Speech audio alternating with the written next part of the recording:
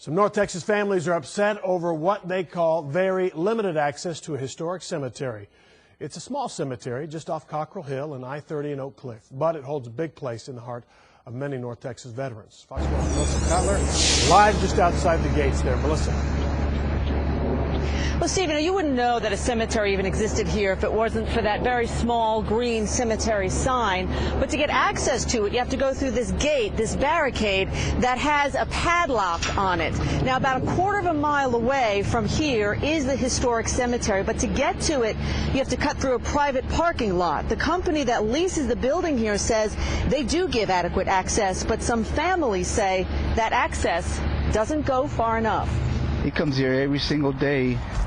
When Henry Martinez Jr. walks through the gates of Campo Santo de Cemento Grande Cemetery, he walks through local Mexican-American history and 50 years of memories of coming here when he was a kid. That's Hilario R. Martinez. He's the one buried here. Generations of the Martinez family are buried here, including his grandmother, along with dozens of Mexican World War II veterans and immigrant laborers of a cement plant.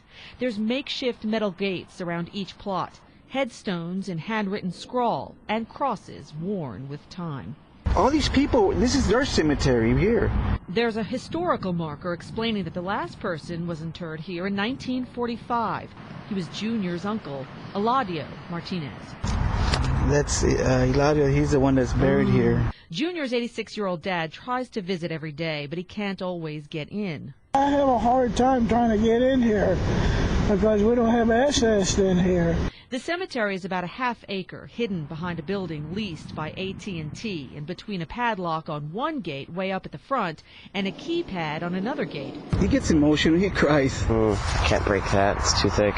17-year-old Boy Scout Rowan Erickson needed an Eagle project and decided to clean up the cemetery. It took 3 tries to find this place because there was no public easement. Eventually it took us crawling through the bushes along the outside of the fence just to get in here. The Martinezes say they've been unsuccessful in working out a way to make the cemetery more accessible.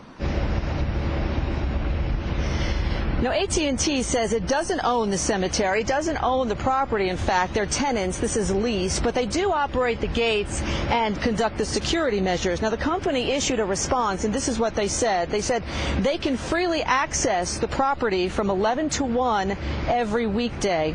If they need access outside of those hours, they can push a button and summon a guard.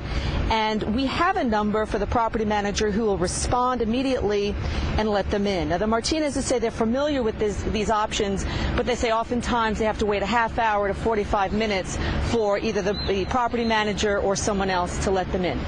Steve, back to you. Thanks. Thank you, Melissa.